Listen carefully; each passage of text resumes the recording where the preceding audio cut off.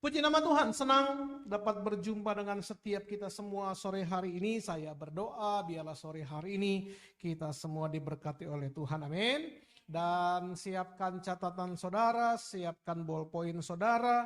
Saya selalu bilang di Manado, siapkan ballpoint, siapkan catatan. Kenapa gereja sekarang sudah memberikan outline khotbah kepada jemaat? Karena kita rindu setiap jemaat Tuhan selalu berkemenangan.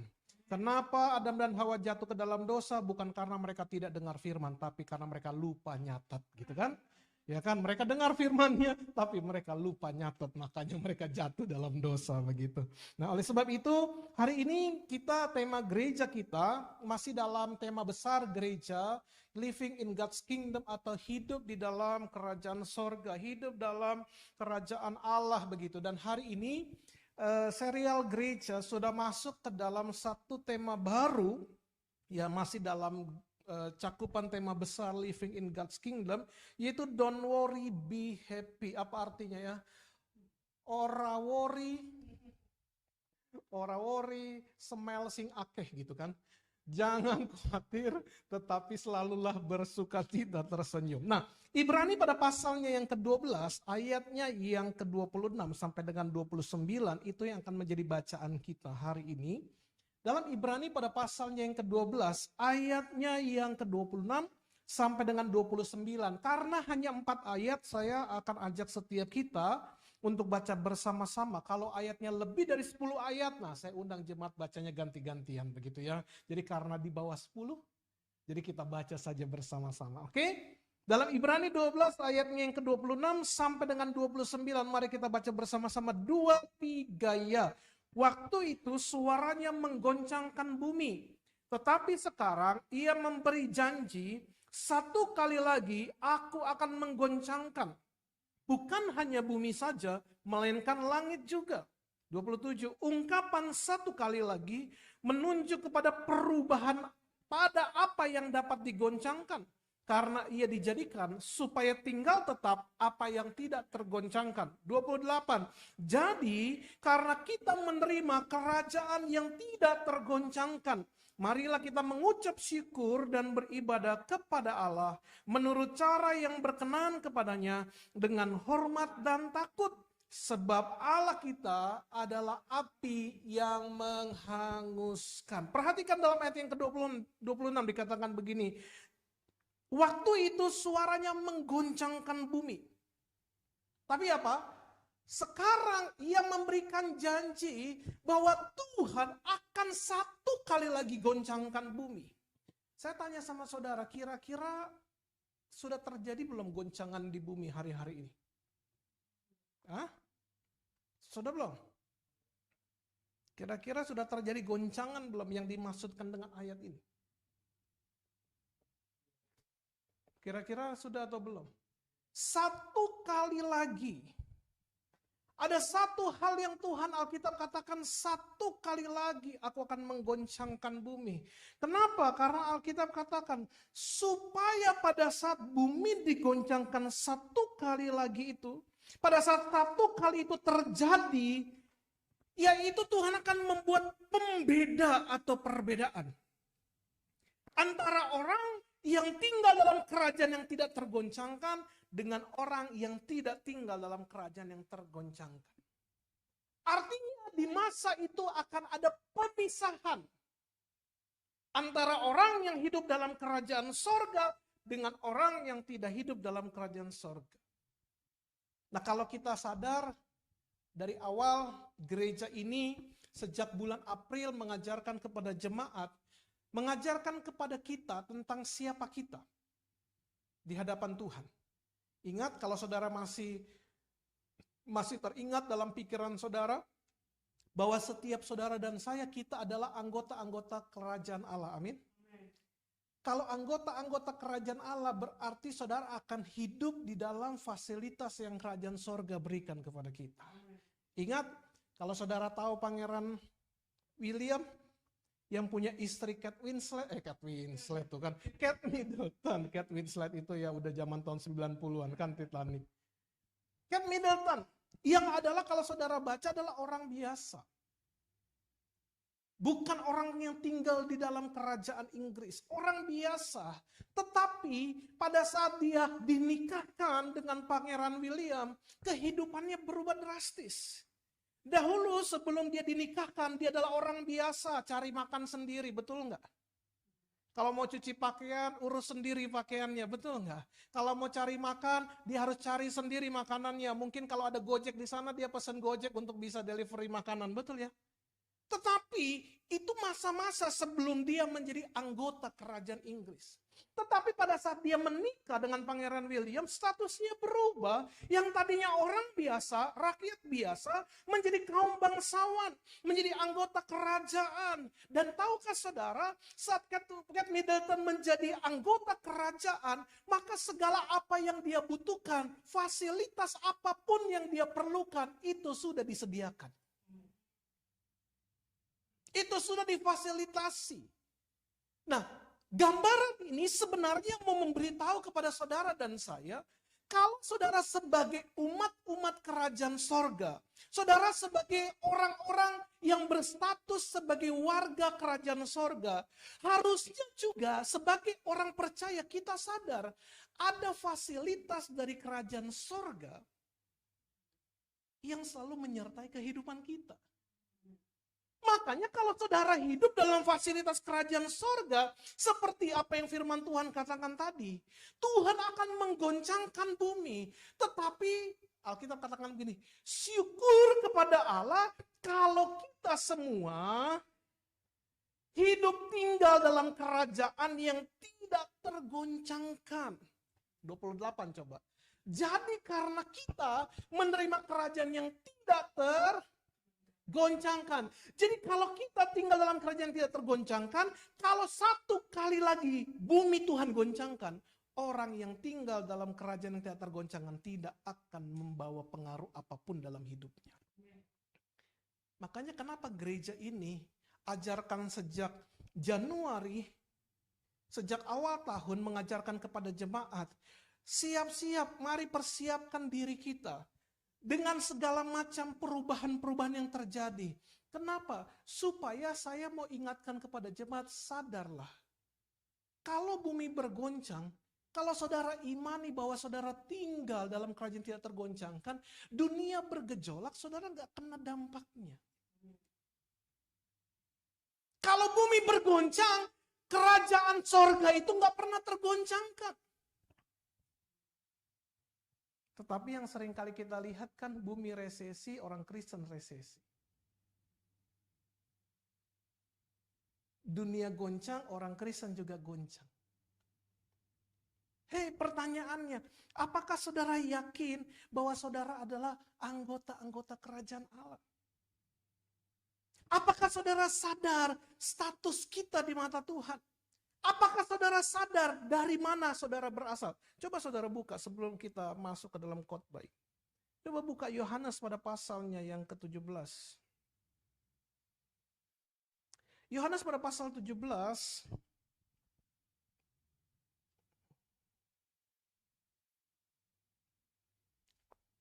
Yohanes pada pasalnya yang ke-17, ayatnya yang ke-14 mulai. Sampai dengan ayatnya yang ke-16. Yohanes 17 sampai dengan 16, saudara sudah dapat? Firman Tuhan dikatakan begini, aku telah memberikan firman-Mu kepada mereka dan dunia apa? Membenci mereka. Siapa mereka ini?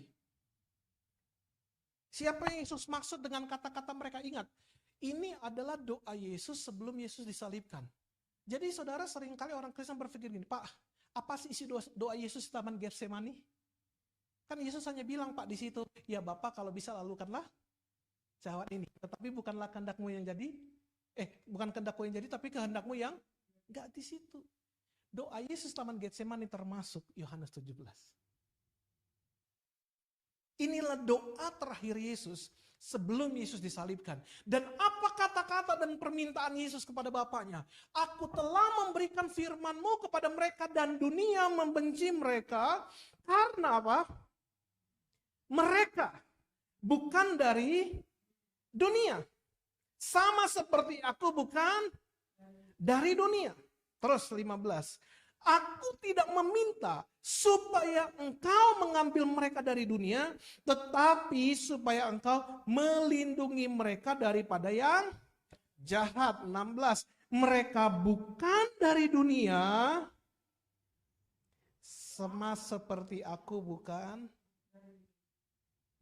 Jadi saya tanya sama saudara, saudara dari mana? Pak, tapi ini kan murid-murid. Betul ya? Yesus kan berdoa bagi murid-muridnya. Coba saudara lihat lagi ayatnya yang ke-18. Maaf, ayat yang ke-20 langsung saja.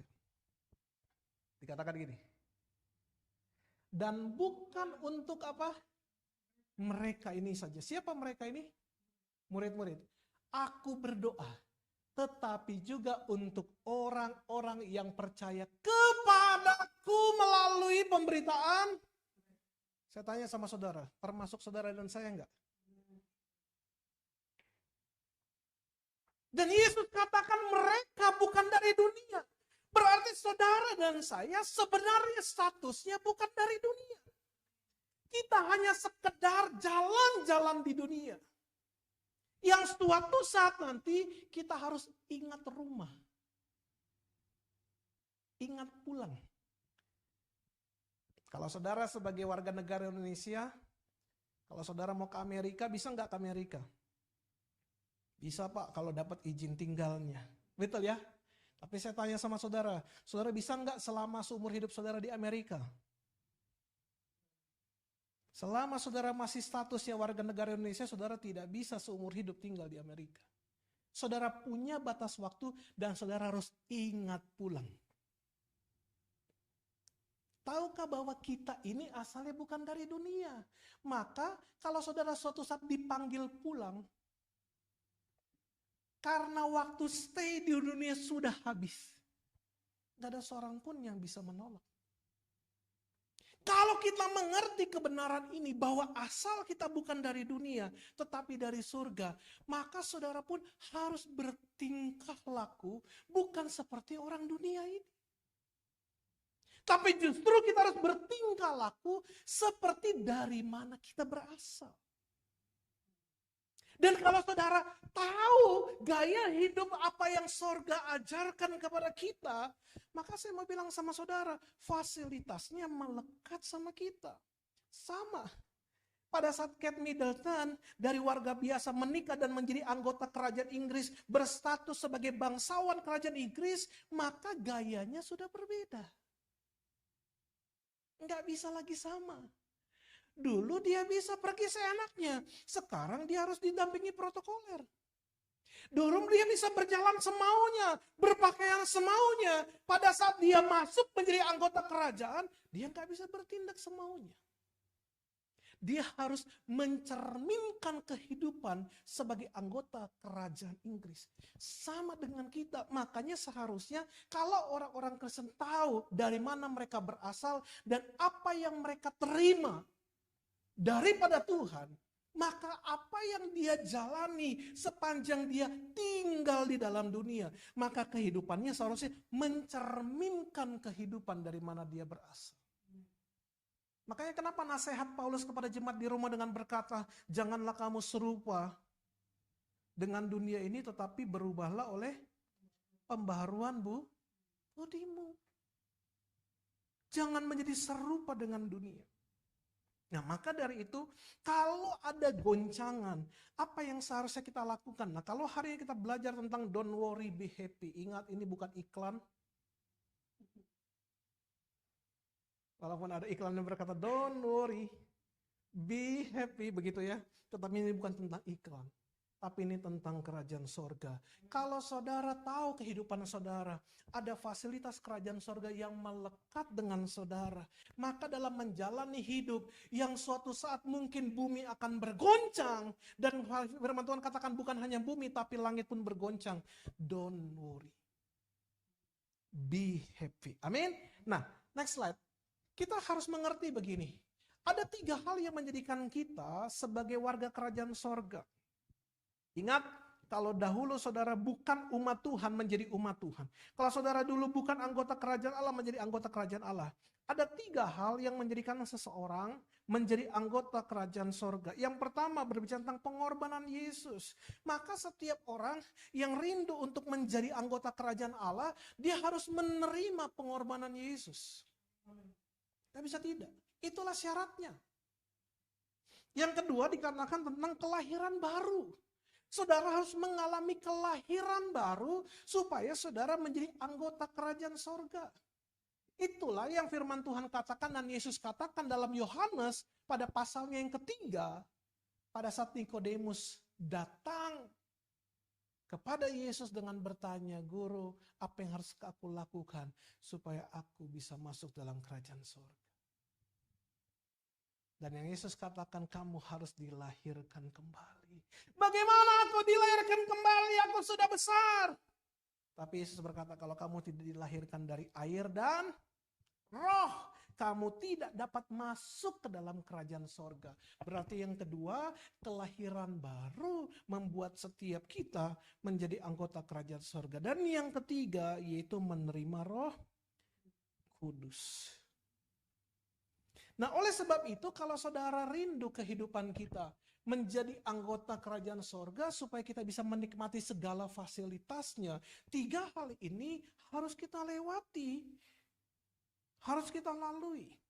Ingat, Tuhan berkata begini, kehendak Tuhan yaitu bagaimana supaya kita bisa menikmati sebelumnya fasilitas kerajaan Allah. Agar apa? Agar kita bisa tenang. Agar kita bisa merasa damai. Agar kita hidupnya makmur diberkati Tuhan. Sama. Kate Middleton tidak lagi mikirin harga beras yang naik. Betul ya? Kate Middleton tidak lagi memikirkan harga rica yang melambung. Saya tidak tahu di Jakarta berapa harga rica, harga cabai. Manado kemarin sampai 150.000 per kilo. Di Jakarta berapa? Hah? 30.000 merdeka gitu kan. Kalau di Manado sampai 150.000 1 kilo. Padahal tanpa rica hambar rasanya. Orang Manado kan rata-rata nggak bisa makan tanpa rica. Harus ada rica. Tapi pada saat naik 150.000, susah juga untuk tidak dibeli. Betul ya?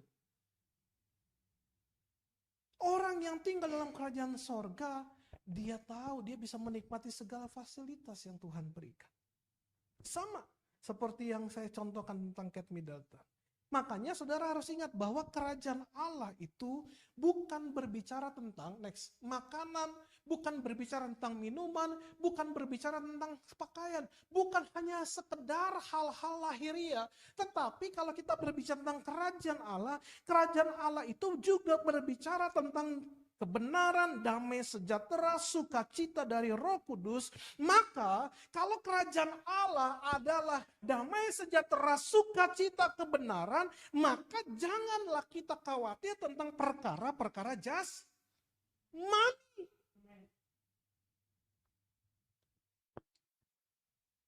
Jangan khawatir dengan perkara-perkara jasmani.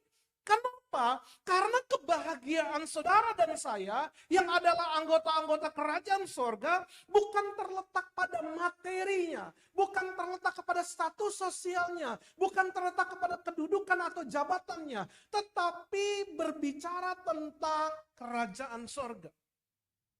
Dan kerajaan sorga selalu berbicara tentang kebenaran, damai sejahtera, dan sukacita. Jadi kalau ini saudara pahami sebagai bagian dalam hidup saudara, kalau bumi bergoncang, saudara masih bisa tetap merasa damai. Harga-harga melambung tinggi, saudara nggak merasa khawatir. Kalau dunia resesi, kita bisa tetap resepsi. Kalau dunia mengalami krisis, orang percaya tetap eksis. Kenapa? Karena kita hidup Bukan lagi sekedar kita menjalani hidup dengan kacamata duniawi. Tapi kita seharusnya sadar bahwa kita hidup dengan fasilitas daripada Tuhan yang mengikuti kita. Sehingga jangan dikit-dikit, aduh Tuhan bagaimana ya? Aduh pastor, aduh susah menjalani hidup, aduh susah. Saat-saat ini, saya kemarin cerita, saat-saat ini justru gereja terus mau mendorong jemaat, ayo jemaat maju, mau melakukan apa? Perlu apa? Udah kayak orang yang selalu semuanya serba tersedia. Tetapi memang ini yang kita lakukan hari-hari ini. Dengan yayasan yang kita bentuk, dengan yayasan yang gereja punya, yayasan mendorong setiap jemaat Tuhan. Ayo, sekarang ini bukan zamannya hanya mengeluh. Aduh Pak, susah. Aduh Pak, harga-harga naik. Tapi coba pikir dalam sebuah perubahan cara berpikir yang baru. Pak, apa yang bisa saya kerjakan ya? Makanya kemarin saya kumpulkan orang-orang, saya panggil ketua yayasan, saya bilang, Pak, kita rapat, apa yang mau kita kerjakan? Bagi pemetaan, Sonder apa, Tomohon apa, Bitung apa, Manado apa yang bisa kita kerjakan. Siapa yang mau berwirausaha? Ayo ngomong. Apa yang bisa mau dilakukan?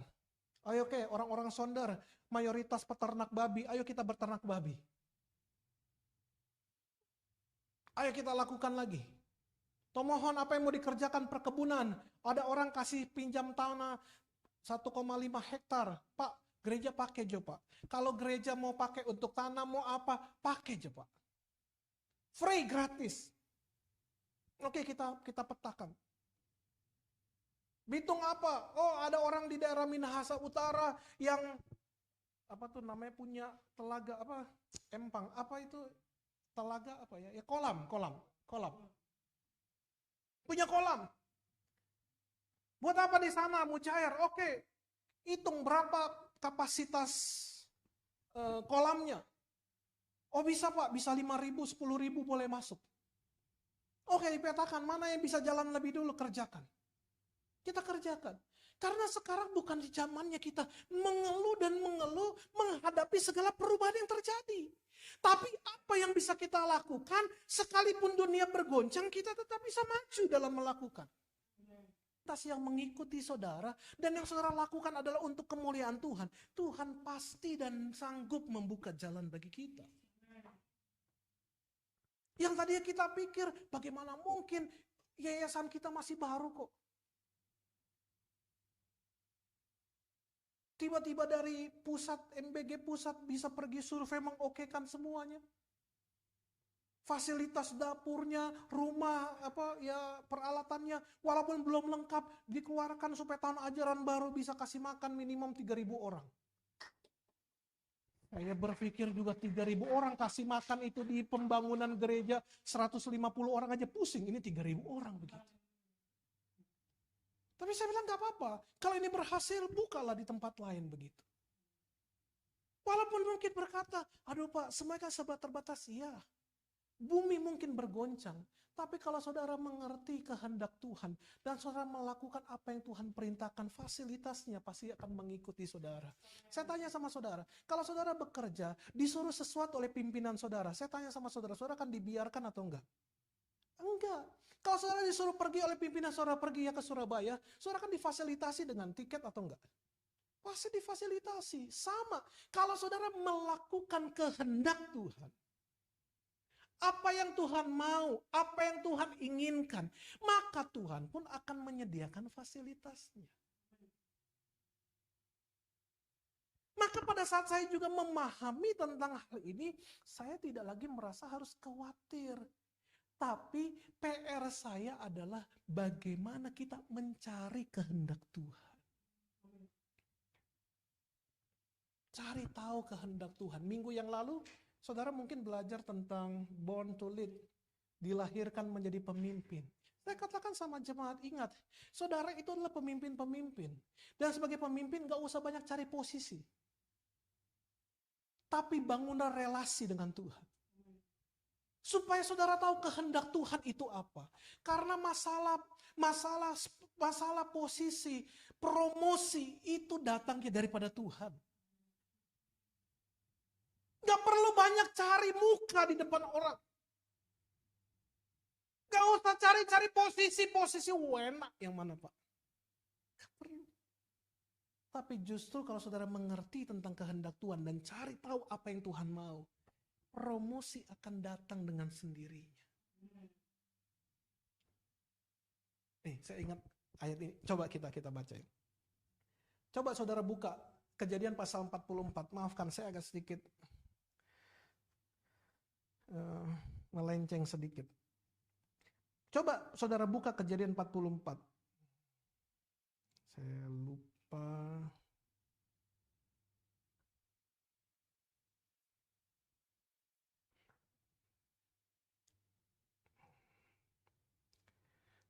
Sorry, ayat yang pasal yang ke-40.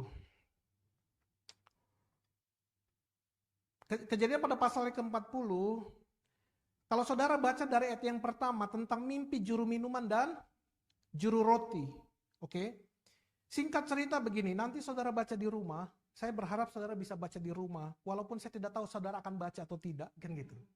Makanya kalau Pak Merol bilang, nanti kita panjang ayatnya, baca di rumah. Saya pastikan siapa yang akan baca di rumah, nggak ada yang angkat tangan, karena tidak dibaca di rumah gitu kan. Tapi saya mendorong saudara baca nanti kisahnya lengkapnya di rumah. Dalam Kejadian 40, dalam ayat yang pertama, sampai seterusnya, saudara akan ketemu satu kisah. Bagaimana pada saat Yusuf di dalam penjara, di dalam penjara ada juga juru minuman dan juru makanan daripada Firaun yang dijebloskan ke dalam penjara. Saudara ingat kisahnya ya. Dan pada saat itu kepala juru minuman dan kepala juru makanan daripada Firaun dapat mimpi. Dan dia bingung arti mimpinya apa. Maka dia ceritakan perkaranya kepada Yusuf. Betul ya? Sehingga pada saat dia ceritakan perkaranya kepada Yusuf, kepala juru minuman berkata, apa arti mimpi saya? Terus Yusuf katakan, oh iya, nanti kamu akan keluar dari sini. Kamu akan keluar dari penjara dan kamu akan dapat promosi. Dikembalikan jabatannya menjadi kepala juru minuman. Itu yang Yusuf katakan kepada juru minuman. Lalu juru roti juga ceritakan mimpinya. Yusuf katakan juga kepada dia, oh iya sama, kamu juga akan keluar dari penjara ini. Tapi kamu keluar untuk kamu dieksekusi mati, gitu.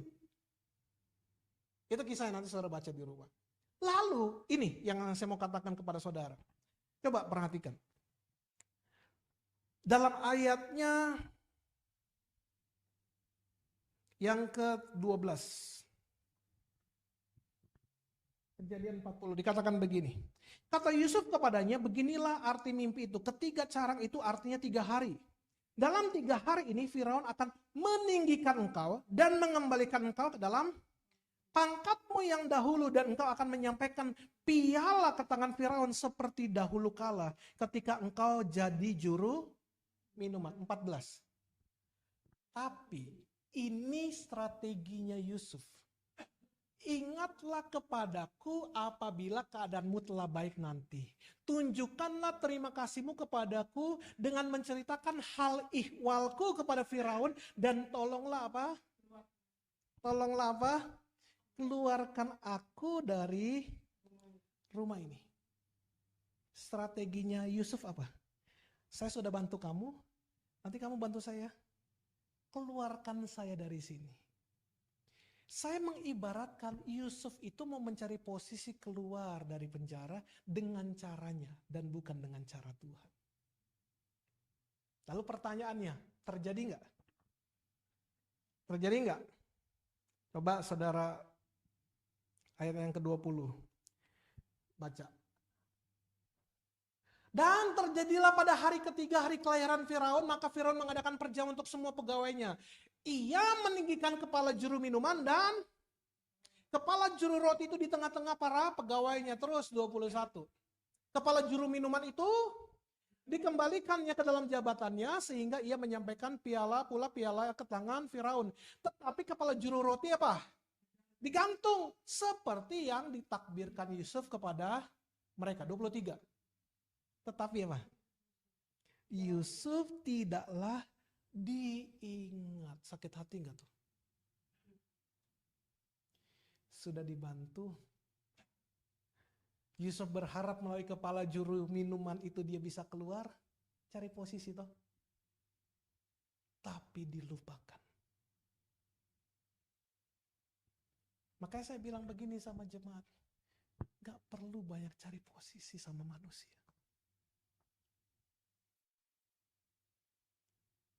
Gak usah cari posisi sama manusia. Karena kita bisa dilupakan orang. Tapi kalau sudah waktunya Tuhan mempromosikan kita, tangan manusia mau berusaha jatuhkan, dia tidak akan pernah mampu menjatuhkan. Makanya yang perlu kita cari hari ini adalah bukan posisi, tapi Tuhan, apa yang menjadi kehendakmu dalam hidup saya. Sehingga saya mampu melakukan dan kerjakan. Amin. Nah, oleh sebab itu kita kembali ke teks. Saudara harus ingat, kalau saudara ingin menjadi orang percaya yang tinggal dengan fasilitas kerajaan sorga yang mengikuti kehidupan saudara, maka saudara harus hidup dengan pola kerajaan sorga. Cara hidup kerajaan sorga. Nah, kita bahas selanjutnya, berbicara tentang kehilangan jaminan dari kerajaan dan menjadi khawatir. Kenapa ada orang yang akhirnya kehilangan jaminan dan akhirnya jadi khawatir dan selalu khawatir dalam hidup? Next, ada dua faktor yang menyebabkan kita kehilangan jaminan penyediaan fasilitas dari kerajaan sorga dan akhirnya hidup dalam kekhawatiran. Yang pertama karena faktor tipuan iblis. Ingat, tipuan iblis dapat mengubah pandangan kita dan meragukan firman Tuhan. Saya tanya sama saudara, Adam dan Hawa dengar firman Tuhan gak tadi? Dia juga tetap mendengar. Betul ya? Apa yang dia dengar?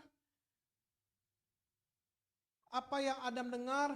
Semua buah dalam taman ini jangan kamu makan, buahnya nanti kamu mati. Tetapi semua buah dalam taman ini boleh kamu makan buahnya, tapi tentang pohon pengetahuan janganlah kamu makan, kamu sentuh juga jangan. Nanti kamu dengar firman? Dengar. Tapi pada saat ditipu iblis, maka cara pandangnya berubah dan mulai meragukan firman Tuhan. Pada saat iblis berusaha menipu kita, dia pun bisa memakai firman yang pernah kita dengar. Tapi dia berusaha menipu kita dengan memutarbalikan yang tanpa sadar membuat kita ragu dan mengubah pandangan kita. Dahulu yang dia lihat tentang pohon pengetahuan itu sesuatu yang buruk. Tapi pada saat iblis mencoba menipu, menarik hati. Betul nggak itu yang mereka bilang? Pohon itu menarik hati. Yang berusaha untuk mereka bisa makan. Dahulu mungkin itu dijauhkan. Sama. Kenapa orang jatuh dalam dosa? Sederhana. Iblis menipu banyak orang supaya melihat dosa itu menjadi sesuatu yang menarik. Makanya ingat baik begini. Iblis itu punya sasaran.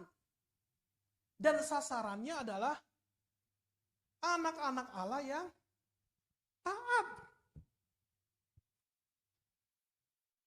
Ini yang sering kali saya katakan sama jemaat begini. Iblis itu gak perlu menginjil di diskotik.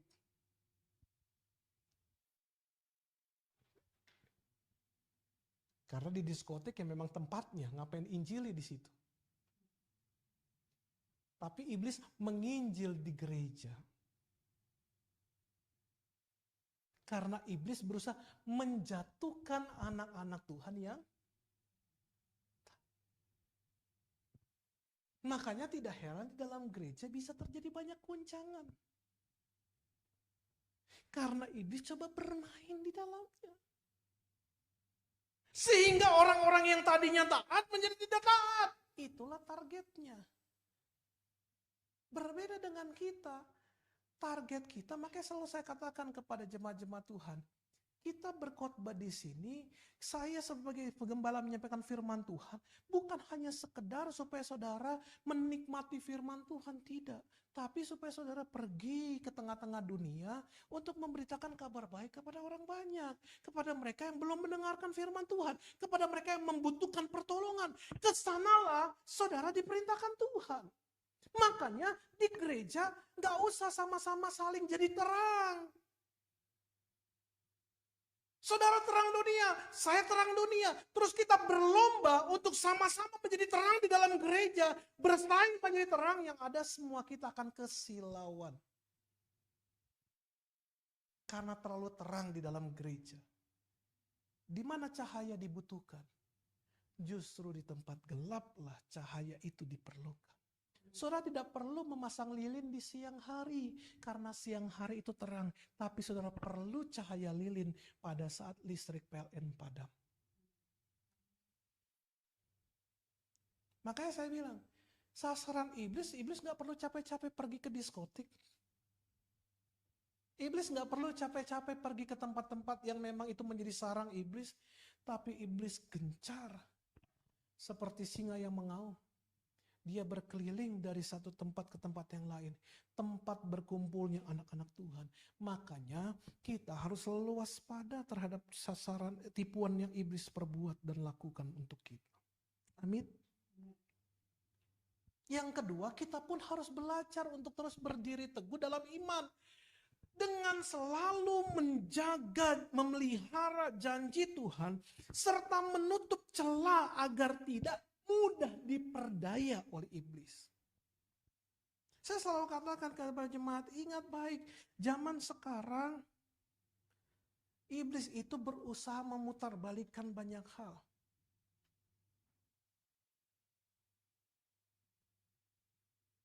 Kemarin Pastor Ronald Saragi kirimin saya itu postingan Facebook. Postingannya begini.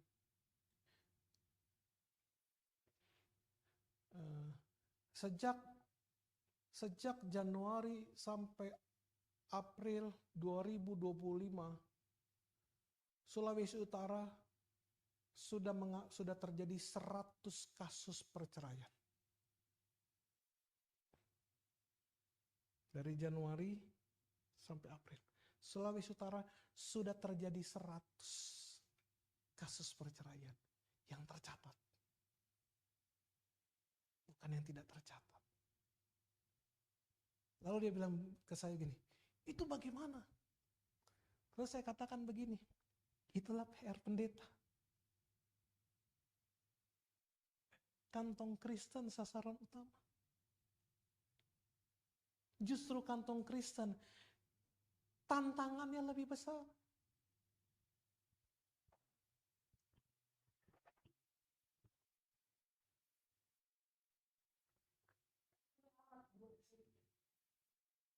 Yang iblis coba lakukan. Dan itu sasaran. Empuk yang iblis coba lempar sama kita. Makanya bagaimana setiap umat Tuhan, saya hanya selalu katakan, ayo yang serius ikut Tuhan. Karena akhir zaman dua pilihan. Orang benar semakin benar, orang jahat semakin jahat. Kita tidak bisa berdiri di tengah-tengah. Karena kalau kita ingin fokus jadi baik, fokuslah jadi baik dan benar. Tapi saya bilang pelayan-pelayan Tuhan, khususnya para pelayan-pelayan Tuhan di Manado, saya katakan, kalau saudara main-main, lebih baik tidak usah, karena saudara akan jahat sekalian. Itu yang Tuhan katakan. Orang suam-suam, tidak panas, tidak dingin, dimuntahkan Tuhan. Ini akhir zaman. Kita sudah ada di penghujung masa. Yang saya tidak tahu kapan waktunya Tuhan datang. Tapi dari setiap tanda-tanda zaman yang Tuhan berikan kepada kita, mulai peristiwa di dunia ini yang Tuhan perlihatkan kepada kita, sadarkah kita memang waktunya sudah semakin mendekat? Apakah akan terjadi perang nuklir ke depannya karenanya? Dan bersiaplah.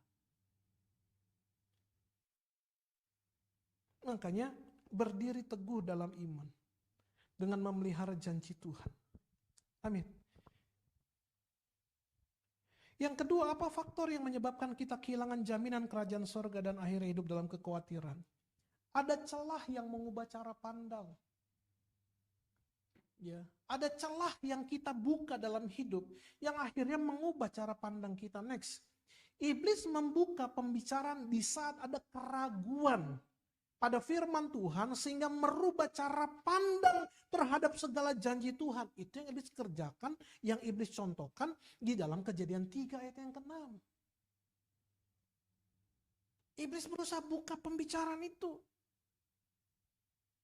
Makanya pada saat, oke nih ayatnya kita baca, perempuan itu melihat bahwa pohon itu apa? Baik untuk dimakan dan sedap. Kelihatannya wah, tadinya mungkin mereka jauhi, jadi kelihatannya menarik. Lalu dikatakan, lagi pula pohon itu apa?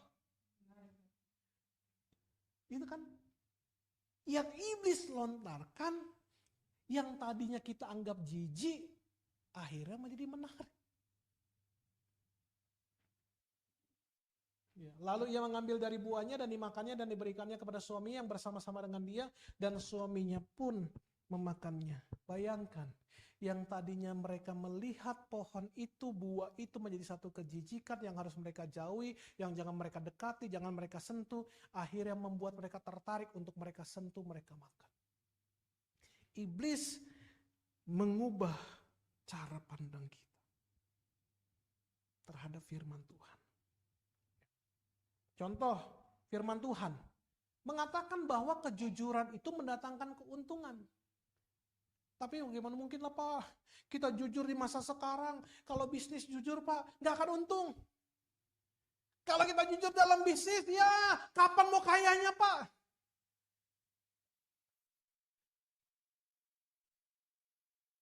Karena apa? Iblis berkata, jujur akan sulit dapat berkat. Sedangkan firman Tuhan mengajarkan kepada kita, kejujuran justru menghasilkan berkat.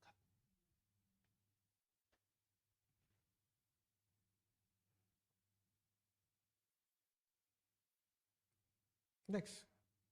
Firman Tuhan katakan, beri persepuluhan. Dan Tuhan katakan, ujilah aku, kata Tuhan. Makanya, saya selalu katakan kepada jemaat begini, sama dalam sharing, coba deh saudara buka, Maleakhi 3 ayatnya yang ke-10. Dikatakan begini, bawalah seluruh persembahan persepuluhan itu ke dalam rumah perbendaharaan, supaya apa? Ada persediaan makanan di rumahku. Rumahku itu apa? Berbicara tentang gereja, ada persediaan makanan. Saya katakan ini kepada jemaat. Dan saya bilang sama jemaat, kalau saudara lihat laporan keuangan, bukan hanya saudara yang memberi. Saya sebagai gembala, saya memberi. Saudara lihat catatan gereja, gereja memberi kepada sinode. Itu yang saya lakukan. Kenapa? Karena firman Tuhan ajarkan begini, supaya ada persediaan makanan di rumahku. Dan ini yang luar biasa. Tuhan bilang, ujilah, Tuhan tantang dirinya sendiri. Tuhan tantang kita untuk membuktikan, uji saya. Saya tanya sama saudara, kalau Tuhan sampai berkata, ujilah aku, berarti Tuhan sudah teruji belum?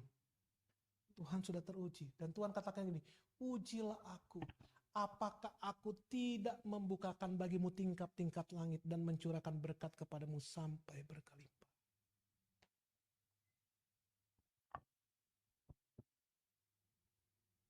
Makanya saat saya memahami dan mengerti tentang hal ini, saya katakan kepada gereja,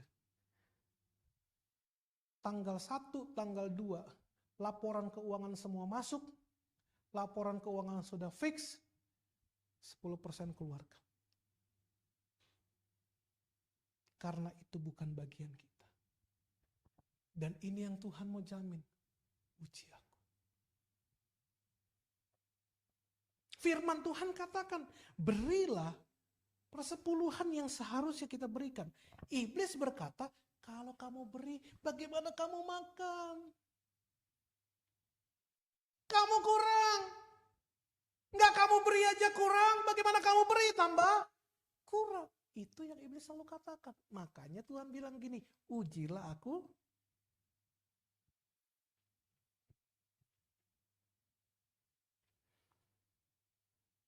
Celah dapat mengubah cara pandang kita. Kenapa? Karena begini, iman akan menjadi lemah ketika kita mengalihkan fokus dari perkataan Yesus kepada keadaan yang sedang terjadi. Iman kita menjadi lemah pada saat kita mengalihkan fokus kita dari kepada Tuhan, dari perkataan Tuhan, kepada keadaan yang sedang terjadi. Makanya fokuslah selalu kepada Tuhan, Bapak Ibu. Fokuslah selalu kepada Tuhan. Next, cara pandang yang salah, ini juga saudara harus ingat, merupakan faktor yang menyebabkan seseorang menjadi khawatir dalam hidupnya. Cara pandang yang salah. Saya kasih contoh sama saudara. Saudara dan saya sebenarnya kita sedang berdiri di tengah-tengah. Oke. Kita sedang berdiri di tengah-tengah antara pilihan kanan dan kiri. Kalau saya anggap speaker kanan saya ini adalah kekhawatiran dan speaker kiri saya adalah iman. Speaker kanan saya ini adalah kekhawatiran, speaker kiri saya iman. Saat fokus saudara kepada kekhawatiran, saudara akan semakin jauh daripada iman. Padahal kalau saudara membalikkan cara pandang saudara, bukan lagi kepada kekhawatiran, tetapi kepada iman, dan saudara fokus saudara kepada iman, firman Tuhan katakan iman sebesar biji sesawi sanggup memindahkan,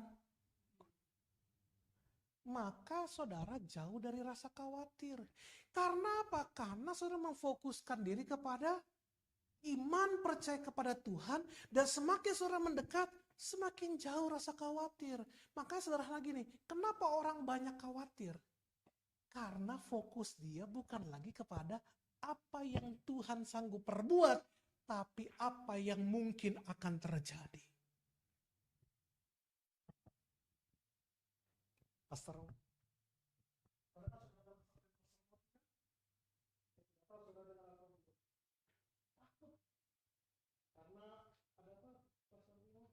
Kelenjar pertama dipikirnya kelenjar tiroid. Saya bilang periksa. Saya bukannya tipe orang yang imani, percaya pasti sembuh. Periksa. Supaya bisa memastikan apa yang sedang kita hadapi. Penanganannya jadi jangan salah. Periksa. Aduh, disuruh operasi. Ya operasi itu kalau enak itu harus operasi. Bagaimana? Nanti kalau ganas, itu kan pikiran. Nanti kalau ganas bagaimana? Kalau ini bagaimana? Ayo operasi. Kalau satu operasi sebesar kepala telapak tangan itu ada di leher. Pikir gimana daging segede gini ada di leher. Diperiksa semua, oh bagus kok, aman-aman, nggak tidak ganas dan lain sebagainya. Selesai. Coba kalau tidak dilakukan, terus fokusnya khawatir. Aduh bagaimana? Saya bilang lawan. Tapi saat saudara melawan, lawanlah dengan langkah keyakinan dan iman. Amin. Itulah yang harusnya kita lakukan dalam hidup ini. Nah, oleh sebab itu bagaimana Pak? Tapi saya saat ini cara pandangnya sudah salah. Apa yang harus saya lakukan? Yang harus kita kerjakan adalah jaga hati. Dengan apa? Mempercayai janji Tuhan dan taatlah dalam melakukan firman Tuhan. Jaga hati dengan percaya terhadap janji Tuhan serta taat dalam melakukan firman Tuhan.